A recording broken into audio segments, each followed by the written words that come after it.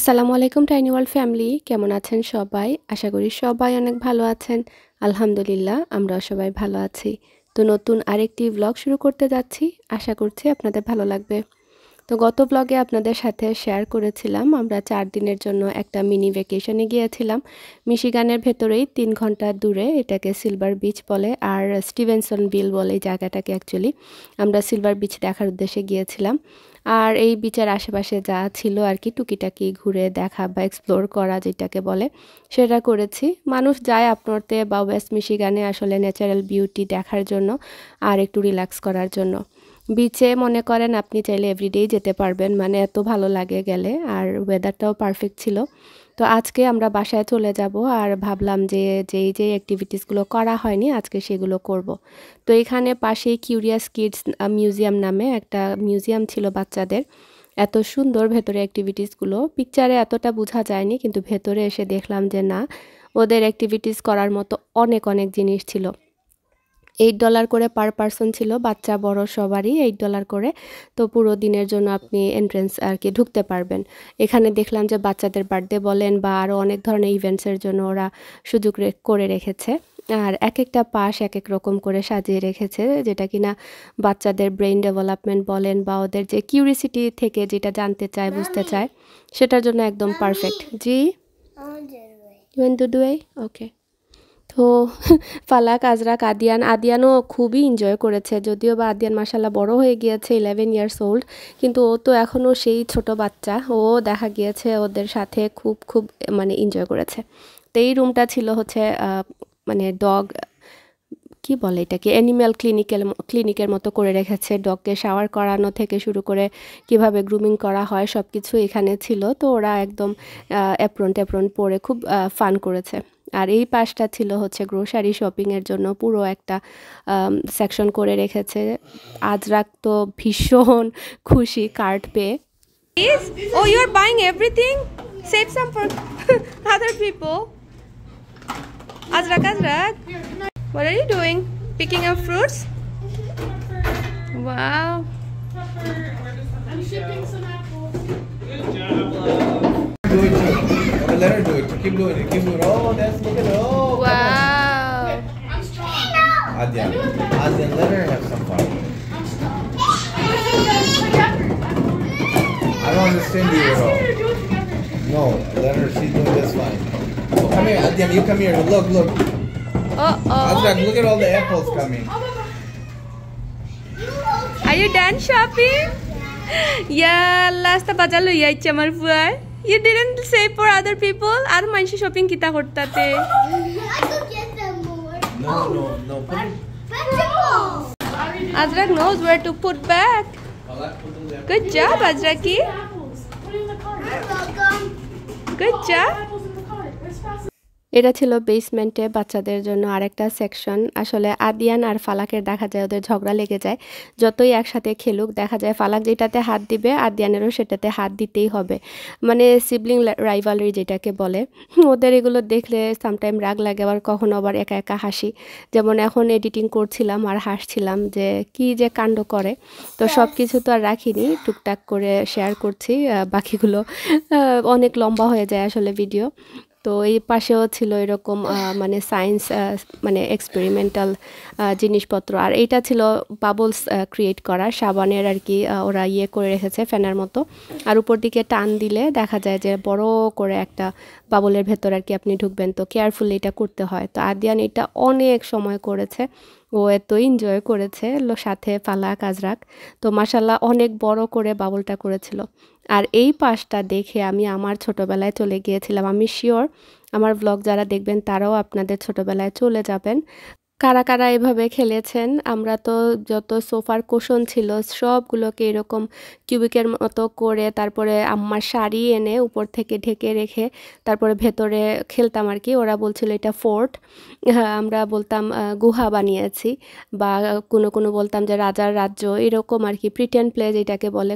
খুবই ফান করতাম। আর তো মানে পুরো সোফার সব কিছু একসাথে করে খেলা যেটাকে বলে। আর আম্মা খুব রাগ করতেন। এখন এইটা দেখে মনে পড়ে গেল ছোটোবেলার সেই কথা। আর এখানে কি সুন্দর বাচ্চাদের জন্য এরকম বানিয়ে রেখেছে। আসলে বিদেশি বলেন দেশি বলেন সবারই কিন্তু শৈশবের স্মৃতিগুলো প্রায় সিমিলারই হয়ে থাকে। আর এই পাশটা ছিল সবার শেষে হচ্ছে নিজে নিজে ফেস পেইন্টিং করার জন্য কিট দিয়ে দেয়। তো আমি একে একে দিচ্ছিলাম। এখানে সামনে একটা স্যাম্পল ছিল, তো ফালাক বলছিল ব্লু কালারের ওইটার মতো, আর আজরাক বলছিল হলকের মতো ড্র করে দিতে। ফালাক আজরাক দেখি দেখি আল্লাহ, ওকে ওয়াইপ করে দিলাম। দেখি আপনারা হয়তো বুঝতে পেরেছেন ওদের ড্রয়িং পছন্দ হয়নি, মানে আমি যে এরকম আজরাকে সে ভয়েস ওভার দিচ্ছে, মানে ফালাকেরও পছন্দ।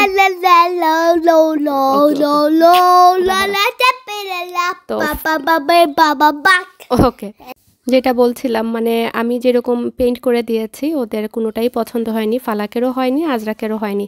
কি যে কান্না কাটি করলো ওরা, আল্লাহ রব্বুল আলামিন। মানে এক একটা সময় মনে হয় তুফান শুরু হয়ে যায়, আবার পরে আবার তুফানটা শান্তি হয়। তো এখন আমাদের খিদাও লেগে গিয়েছে আর আমরা রওনা দিয়ে দিব, কারণ আগামীকালকে থেকে তো আবার আদিয়ানের বাবার কাজও। তো চাচ্ছিলাম যে একদম ঘরে চলে যাওয়ার জন্য 11টার ভেতরে। তো আমরা খাওয়া দাওয়া করে এখান থেকে বের হয়ে পড়েছি। আর এদিকে হচ্ছে আবার একটু বিচে যাব। আদিয়ানের বাবা বলছিলেন যে একটু সময় বিচে যাওয়ার জন্য, বেচারা হচ্ছে পানির পোকা। তো আসলে আজকের রোদ কিন্তু প্রচণ্ড রকমের ছিল। আমরা চাইলে সকালে উঠে আবার বিচে চলে আসতে পারতাম, তারপরে সারাদিন বিচে থেকে তারপরে হয়তো বা আবার বাসার উদ্দেশ্যে রওনা দিতে পারতাম। কিন্তু অবশ্য বাচ্চাদের যে মিউজিয়ামে গিয়েছে ওইখানে ওদের ফান হয়েছে। ইটস ওকে, ইনশাল্লাহ আবার আসা যাবে। তবে মনে হচ্ছিল আজকের ওয়েদারের জন্য পানিটা আরও বেশি পারফেক্ট হতো, কারণ এত বেশি গরম। আর এই পাশে হচ্ছে স্প্ল্যাশ প্যাডও ছিল। তো যারা কিনা মিশিগানে আছেন চাইলে ঘুরে আসতে পারেন। অনেকেই তো এখনও তো কিন্তু সুন্দর ওয়েদার আছে, উইকেন্ডের জন্য একদিনের জন্য ঘুরে আসতে পারেন। সিলভার বিচ লিখে গুগলে সার্চ করলেই পেয়ে যাবেন। এখানকার পানি, বিচ সব কিছুই অনেক সুন্দর ছিল, আমাদের ভালো লেগেছে। জাস্ট বিচটা এনজয় করা আর কি। তো এই তো ফালাক আজরাক গরমের মধ্যে খেলতেও পারছিল না, এত গরম, বালিটালি গরম হয়ে গিয়েছিল। তো এখন ওদেরকে আইসক্রিম ট্রিট দিব, ওরা পাগল হয়ে গিয়েছে আইসক্রিম খাবে। তো আমরা রাস্তা থেকে আইসক্রিম কিনে নিলাম, তারপরে আমি একটা কফি নিলাম। তো এখন বিসমিল্লাহ করে আল্লাহর নাম নিয়ে আবার বাসার উদ্দেশ্যে রওনা দিয়েছি। তো বাসায় আসতে আর বেশি সময় লাগেনি, আমরা স্টপ হয়নি, মাত্র 3 ঘন্টায় একদম চলে এসেছি ঘরে। তো আসার পথে আমার কিছু গ্রোসারি শপিং লাগতো, কারণ ঘরে বাজার হাট ছিল না। তো একসাথে শপিং করে তারপরে বাসায় চলে যাব। তো এখন মানে যাওয়ার পথে পড়েছে 9 মাইলে দেশি বাজার। তো এইটাতে স্টপ হয়েছি। তো এইটা কিন্তু রিসেন্টলি রেনোভেট করা হয়েছে মেজর। তো রেনোভেশনের পরে এই ফার্স্ট আসা, আজকেই মনে হয় ওনারা ভালো করে মানে স্টার্ট করেছেন। এখনও মাছ কাটার ওই পাশটা এখনও মানে ওপেন করা ছিল না আমরা যখন গিয়েছিলাম আর কি। এখন তো আবার ফুল অন সব কিছুই চলছে, বাট আমরা যখন গিয়েছিলাম তখন আর কি ওনারা বলছিলেন যে এখনও মাছ কাটার মেশিন টেশিন অন করা হয়নি। রেনোভেশনের পরে দোকানটা আরও সুন্দর হয়ে গিয়েছে, অনেক সুন্দর করে ওনারা অর্গানাইজ করেছেন। আসলে আমাদের বাঙালির দোকানপাট এখন অনেক উন্নত হয়েছে, আগের মতো না। আগে যে কয়টা ছিল এখন তো কম্পিটিশন করে একটার সাথে আরেকটা হচ্ছে, তো ওনাদের অবভিয়াসলি ভালো করতেই হবে। তো ভালোই লাগছে আসলে, আমাদের দেশীয় সব পণ্য দিয়ে এখানে সাজানো হয়েছে। আর নতুন দোকান, মানে নতুন দোকান অ্যাকচুয়ালি এটা পুরনো দোকান, মনে করেন কত বছর হবে, কমপক্ষে তো 4-5 বছর তো হবে এই স্টোরের। মানে নতুনভাবে রেনোভেট করার পরে আর কি আমার কাছে খুবই ভালো লাগছিল, মনে হচ্ছিল নতুন বাংলাদেশি স্টোরে আমি এসেছি এরকম। তো এখানে শুকনা সাতকরা দেখে অবাক হয়ে গেলাম যে কি না পাওয়া যায় এখন দেশের বাইরে। আমি দেশ থেকে সাতকরা শুকিয়ে আনতাম, আর এখন সাতকরা এখানে এরকম একদম জারের মধ্যে পাওয়া যায়। আর এই পাশটাতে আমাদের দেশের মতো ছোট একটা মিষ্টির কর্নার ছিল, যেটা কিনা আমার খুবই ভালো লেগেছে। আমাদের মিশিগানে কিন্তু এরকম নেই। লন্ডনে আবার দেখেছি যে আমি নিরালাতে গিয়েছিলাম মিষ্টি কেনার জন্য, এত ভালো লেগেছে যে পুরো মনে হয়েছে বনফুলের মতো মিষ্টি, ভ্যারাইটিস অফ মিষ্টি। আর এখানে এই ফার্স্ট দেখলাম মিশিগানে আসলে দেশি মিষ্টির কর্নার। এবার সে ফুচকাও ছিল, তারপরে এখানে বড় কাঁঠালও ছিল, ছোট ছোট নাগামরিচের চারাও ছিল, মানে কোনো কিছুর অভাব নেই। তারপরে মাটির বাসনপত্রও ছিল। তো আমি একটা হাঁড়ি পছন্দ করেছিলাম, পরে অবশ্য এটার সাইজে আর হয়নি, মানে উপরে ঢাকনা নেই। এই দোকানের বাজার এই দুইটা জিনিস সেরা নিয়ে এসেছি। কেউ যদি ট্রাই করে থাকেন কমেন্ট করে জানাতে পারেন। ফার্স্ট টাইম, দুইটার $1 ছিল দাম। তো এটা সরিষার গুঁড়া নিয়েছি। আমি লাস্ট একবার যে সরিষা ইলিশ করেছিলাম, তো তিতা তিতা লেগেছে, তো ভাবলাম এগুলো দিয়ে ট্রাই করব, দুইটা মিক্স করে, হলুদ আর কালোটা। আর এখানে মুরগির মাংসের মশলা নিয়ে এসেছি, আর কি চারটা $2 নিয়েছি। আর বরাবরের মতোই হচ্ছে রাঁধুনি হালিম মিক্সটা আমার হচ্ছে ফেভারিট, আর রাঁধুনির রোস্ট মশলা। আর এখানে এটা কি হিমতার মিক্স চাটনি, এটা নিয়ে এসেছি। আমি এগুলো আমার ড্রয়ারের মধ্যে সবসময় থাকে। আমি অবশ্য ওই যে রুচির যেটা ওইটা খাই, এটা ফার্স্ট টাইম। আর দেশি কয়েকটা বিস্কুট, এই যে সল্টেড কেক ক্র্যাকার্স, এইটা নিয়ে এসেছি। এটা আমার খুবই ফেভারিট, দেশে থাকতে মজা লাগতো চা দিয়ে খেতে, বাটার টোস্ট চা।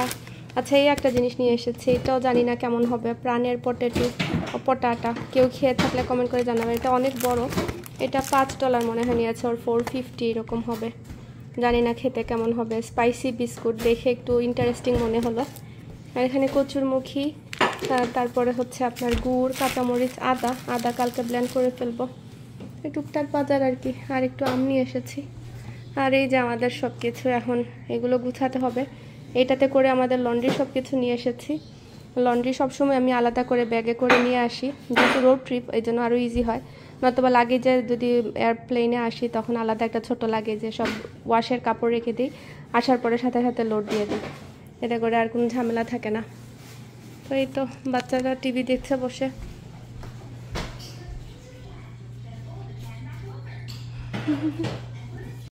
এটা ছিল পরের দিন বিকেলবেলা, আমাদের ঘরে মেহমান এসেছিলেন, তো আমি ঝটপট করে তেলের পিঠা বানিয়েছিলাম আর চা। এত মানে ইচ্ছে করছিল তেলের পিঠা খাওয়ার জন্য, পরে আরও নাস্তা টাস্তা দিয়েছিলাম। আমি জাস্ট এই পিঠাগুলো রেকর্ড করার জন্য ক্যামেরা অন করেছিলাম। পিঠাটা এত পারফেক্ট হয়েছে, ঝটপট করে ফেলেছি। এটা ছিল অন্য আরেক দিনের ক্লিপ। আমাদের ফুল শাইন, মানে আমার শ্বশুরবাড়ি তো গোলাপগঞ্জ ফুল শাইনদে, তো এই ফার্স্ট টাইম ফুল শাইনদের একটা পিকনিক হলো মিশিগানে। কিন্তু প্রত্যেক সামার আসলে, প্রত্যেক সামার না, অ্যাকচুয়ালি গত বছর থেকে ট্রেন্ড শুরু হয়েছে পিকনিকের।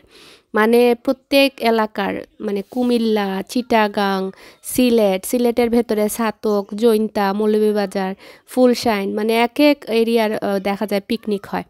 ভালোই হয় একদিকে, যে সবার একটা মানে দেখা সাক্ষাৎ হয়। পিকনিক তো আর পিকনিকই, ভালো লাগে। রেফেল ড্র হয়, গেমস হয়, বড় বড় গাড়ি থেকে শুরু করে টিভি, অনেক বড় উপহার দেয়া হয়। তো আমাদের পিকনিকটা এত মানে বড় আকারে হয়নি, যেহেতু ফার্স্ট টাইম, ছোটোর মধ্যেই মাসাল্লাহ কোজি একটা ইয়ে ছিল।